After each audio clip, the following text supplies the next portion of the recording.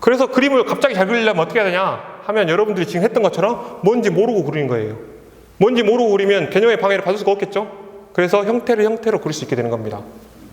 그래서 모르게 하기 위해서 제가 D를 해본 거고요. 또 하나는 공간을 보고 그리는 거예요. 자, 이거는 손가락이죠. 손가락은 우리의 강력한 개념의 방해를 받아요. 그런데 지금 이 부분 보세요. 이 부분.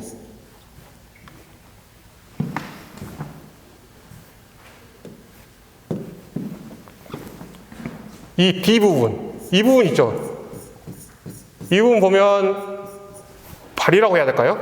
이렇게 발처럼 생긴 형태가 있잖아요.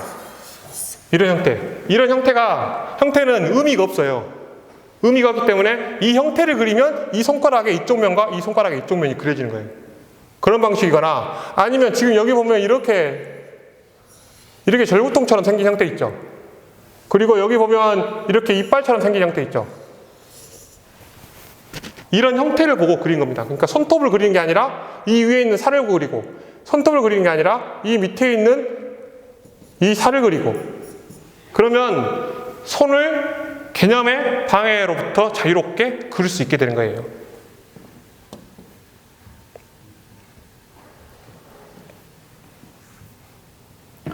그리고 이런 복잡한 의자를 그릴 때도 마찬가지죠. 의자를 그리는 게 아니라 의자 사이에 있는 공간들, 이 구멍들을 그리다 보면 이 의자가 그럴듯하게 그려지는 거예요. 이것도 마찬가지죠. 여러분들은 보통 보면 동물 그리라고 하면 다 옆으로 이렇게 있는 걸 그리죠. 왜냐하면 이렇게 있으면 단축이 생기니까 그리기 엄청 어렵거든요. 그래서 지금 이런 그림은 그리는 것 자체를 안 하는데, 그럴 게 아니라 지금 여기 보면 이렇게 버섯처럼 보이는 형태 보입니까? 이 버섯을 그리면 이렇게 꺾여있는 뿔이 그려지는 거예요. 또 여기 보면은 이런 사각형, 삼각형 모양들의 빈 공간들 있죠? 이 빈 공간을 그리는 거예요. 그래서 개념의 방해로부터 벗어나서 어떤 형태를 그리려면 이런 방식으로 그릴 수 있다는 게 있고요. 그리고 또 대상만 보고 그리는 방법도 있습니다. 지금 이 사람은 그림을 보지 않고 자기 손만 보면서 그림을 그리고 있어요. 그런데 보통 보면 그림을 잘 못 그리는 사람, 그림을 훈련받지 않은 사람은 어떻게 그리냐면, 그림을 그릴 때 잠깐 봐요. 그리고 나서 자기 그림을 보면서 그림을 그립니다. 근데 그림을 좀 훈련받은 사람들은 자기 그림을 잘 안 봐요. 그리고 대상만 보면서 그림을 그리죠. 대상만 보면서 그림 그리고 자기가 연필 들어서 옮길 때 한 번씩 확인해요. 한번 나중에 기회가 되면 봐보십시오. 못 그린 사람과 잘 그린 사람의 차이. 잘 그린 사람은 대상을 보면서 그림을 그리는데, 못 그리는 사람은 보고 한참을 자기 그림을 그려요. 그런 차이가 있습니다. 그래서 이거는 극단적으로 자기 손을 안 보고 그리는 거예요. 그러니까 자기 그림을 안 보고. 그렇게 그리면 이렇게 되겠죠? 그렇게 그림을 그리면 이런 방식으로 막 설킵니다. 딱 이렇게 아구가 안 맞겠죠? 아구가 안 맞지만 이 아구가 안 맞는 그림은 이렇게 잘라서 쫙 맞추면, 그러니까 감각대로 잘 기록했지만 이렇게 서로 아구가 안 맞는 그런 상황이 돼요. 그럼에도 불구하고 초반에는 이런 연습을 할 필요가 있다. 그리고 천천히 미묘한 형태의 변화와 작은 주름들까지 모두 그린다는 거예요. 그래서 지금 여기 보면 지금 이 부분 한번 봅시다. 이 부분 보면 이렇게 가다가 주름을 만나요. 그럼 주름으로 들어가요. 그렇게 그려야지 외형선을 쭉 다 그리고 나서 안에 긋잖아요. 그러면 대형 참사가 납니다. 손이 아니게 돼요. 그래서 여러분들에게 아까 과제를 하나 내준다 그랬는데, 이 손 그리기가 과제예요. 손 그리기가 과제인데, 손을 어떻게 그리냐면 일단 시킨 대로만 하세요. 손에 힘을 빼고 책상 위에다 딱 올려놔. 막 이렇게 하고 그러지 말고 손에 힘을 빼고 책상 위에 딱 올립니다. 그리고 나서 눈으로 아까처럼 점을 콕 찍어요. 그리고 쭉 따라갑니다. 그리고 쭉 따라가요. 따라가다가 가다 보면 주름을 만나거든요. 그러면 주름을 따라 들어가.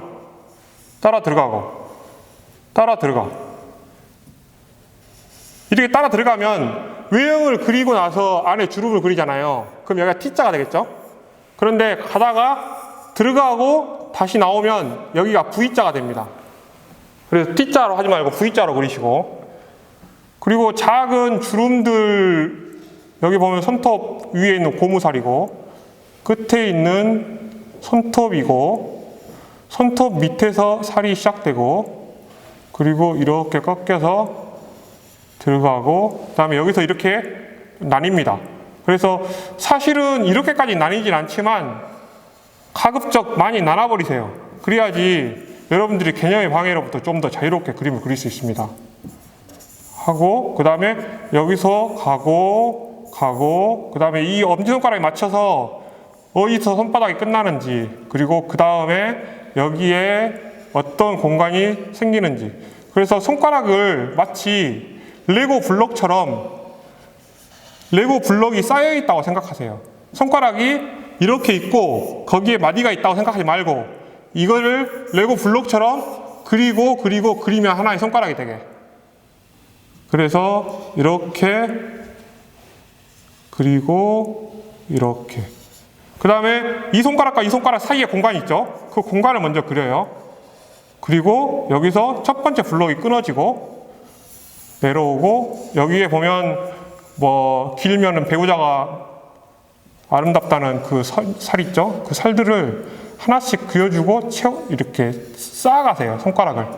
외형을 다 그리고 나서, 그 다음에 여기서는 보면 손톱의 아래에 있는 살을 그려주고요. 그 다음에 손톱의 윗부분에 살을 그려주고, 그 다음에 여기서 이렇게 손톱과 나눠주고, 그러면 이 손톱이 나를 보고 있는 그 손톱이 그려지는 거죠. 단축이 그려지는 거예요. 이해 가십니까? 제가 그림을 좀 오늘 상태가 안 좋아서 이렇게 올라가고, 이렇게 올라가고, 이렇게 올라가고, 여기서 손톱 아랫살, 손톱 위에 살 이렇게 그리면 이 손톱이 나를 보고 있는 게 그려진다는 말이죠. 그래서 이런 방식으로 주름들을 많이 그리세요. 그래서 막 주름들이 생겨나게 이런 방식으로 그림을 그려서 과제로 올리시기 바랍니다. 그러면 제가 상태를 봐가지고 가산점을 주도록 하겠습니다. 그리고 눈으로 대상에 점을 찍고 그 점이 서서히 움직인다고 생각하면서 따라 그리는 거예요. 그래서 지금 이것은 그림을 처음 그리는 그런 어떤 학생이 그린 건데, 어느 순간 이 감각으로 기록하는 거에 눈을 딱 뜬 거예요. 그래가지고 이 학생이 나무를 그리는데, 나무를 그렸겠어요? 아니면 나무 사이에 있는 이 디귿자형 공간을 그렸겠어요? 나무를 그린 게 아니라 나무의 배경이 되는 이 디귿자형 공간을 그린 거예요. 그 위에다 다른 디귿자형 공간을 그리면 이 나무가 그려지는 거죠. 이런 방식으로. 그 다음에 지금 여기 보면 이런 선이 있죠. 이 선이 뭐냐면 저 뒤에 있는 언덕이에요. 저 뒤에 있는 언덕인데, 이것도 지금 그리면서 앞에 있는 나무는 크게, 뒤에 있는 것은 작게. 그런데 그것을 관념적으로 생각하면서 그린 게 아니라 감각으로 기록하면 다 그릴 수 있다. 그래서 이런 구멍들, 작은 구멍들, 이런 V자형, 의미 없는 배경들을 그리다 보면 하나의 나무가 그럴듯하게 완성되는 그런 것들을 볼 수 있습니다. 그래서 지금 이제 에공실레라는 대표적인 이런 방식으로 그림을 그리는 대표적인 작가가 에공실레예요. 에공실레 오스트리아의 작가인데요. 에공실레가 이런 방식으로 그림을 그렸습니다. 이 사람이 지금 모델을 보면서 그림을 그렸지 자기 그림을 보지 않았다는 증거들이 몇 가지 있어요. 지금 여기 보면 이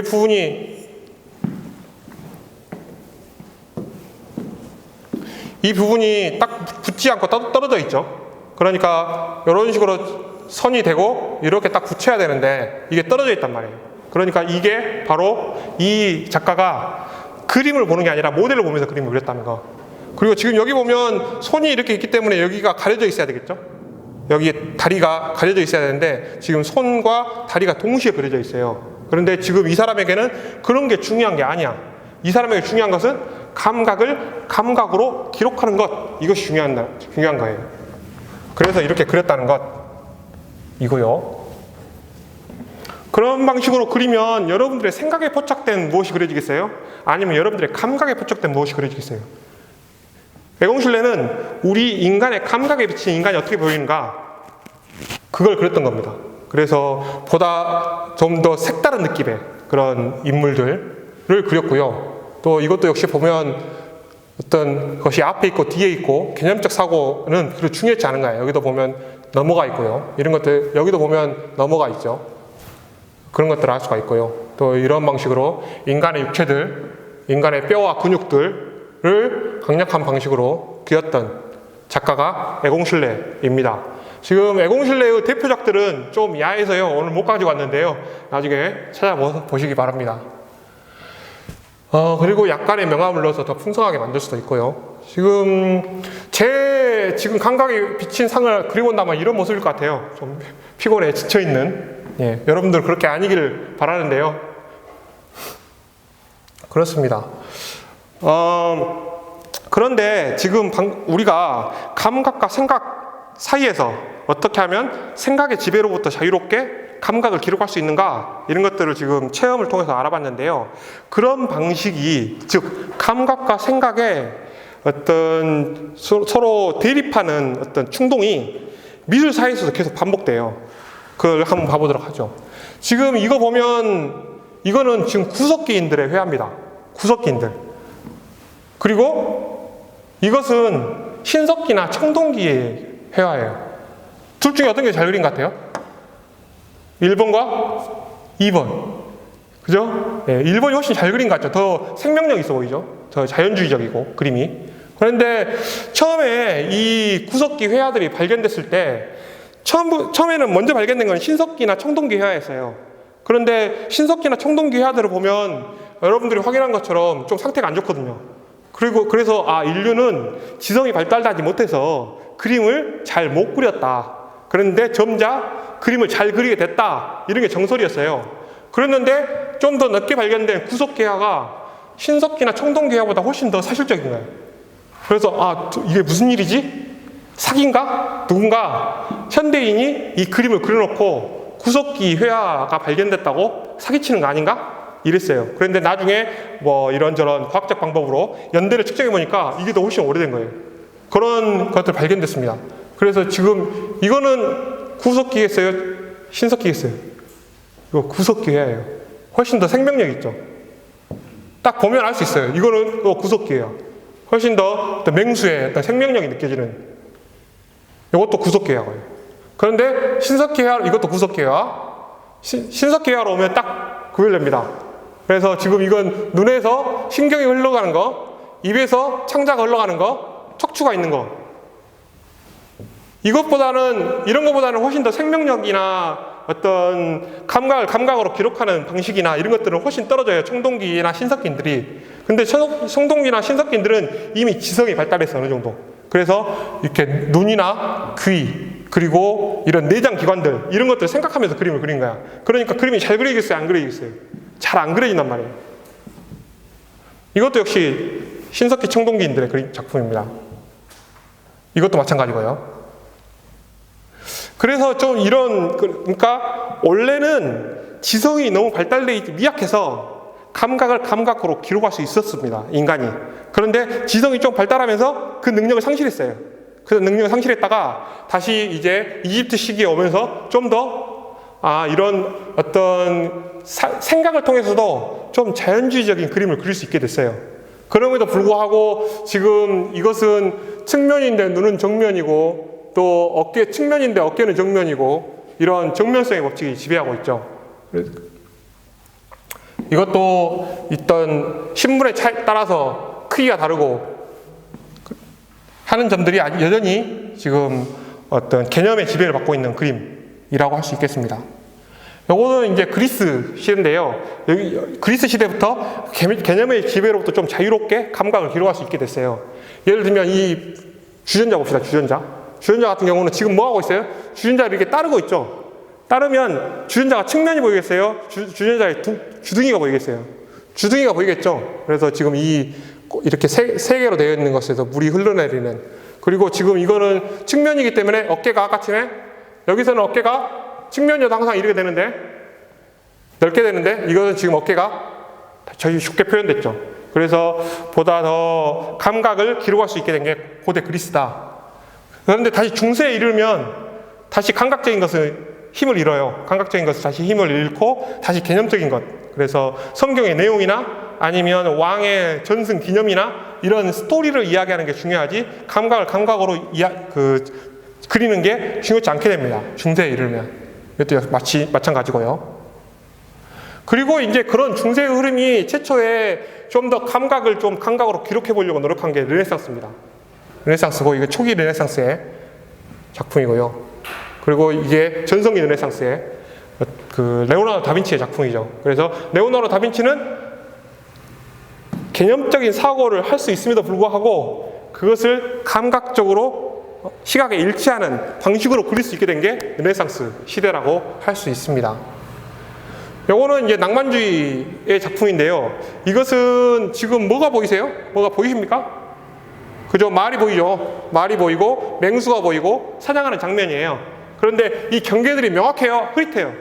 경계들이 흐릿하죠. 그래서 이것은 오히려 감각의 복권을 강조하는 그림이라고 할 수 있겠습니다. 이것은 지금 아까처럼 흐릿합니까? 명확합니까? 아주 명확하죠? 그래서 단순화되어 있는 거예요. 그래서 다시 이게 이제 현대화로 넘어오면서 그 지금 이 그림은 좀 더 이성적인 것, 또 도식화되어 있는 것들을 강조하는 그림이라고 할 수 있고요. 모딜리아니의 작품인데 이것도 마찬가지입니다. 이것은 마티스의 작품이고요. 이거는 피카소의 작품입니다. 그래서 어떤 감각과 사고, 이 감각과 생각이 서로 어떤 그림을 그리는 데 있어서 이질적인 어떤 지점이 있는데 그것들이 서로 왔다 갔다 하면서 때로는 이 양자를 겹치고, 그러니까 이집트나 고대 그리스의 경우에 이 양자가 가운데서 결합되어 있고, 또 르네상스에서도 결합되어 있고, 또 이게 이제 의도적으로 서로 분리하면서 지금 미술사가 이렇게 이 양자의 어떤 변집적 과정으로 구성되어 있다고 생각해 볼 수 있겠습니다. 오늘은 감각과 생각의 짧은 미술사에 대해서 알아봤는데요. 여러분들이 일단 맨 처음에 그렸던 에레미야 그림, 그리고 그 다음에 그렸던 손그림, 그리고 나는 뭔가 삘을 받았다. 그래서 손 말고 다른 거, 꼭 손도 괜찮아요. 손도 괜찮고 다른 뭔가를 그려가지고 내가 제출하고 싶다. 그러면 이 세 가지 그림을 그려서 제출을 하면 그리고 그 제출한 것이 제가 지금 요구하는 방식대로 그려져 있다면 제가 평가를 해서 가산점을 주도록 하겠습니다. 그동안 이론 수업 쭉 하다가 오늘은 체험 및 실기들을 해봤는데요. 재미있는 수업이 됐기를 기대하고 마치겠습니다. 고맙습니다.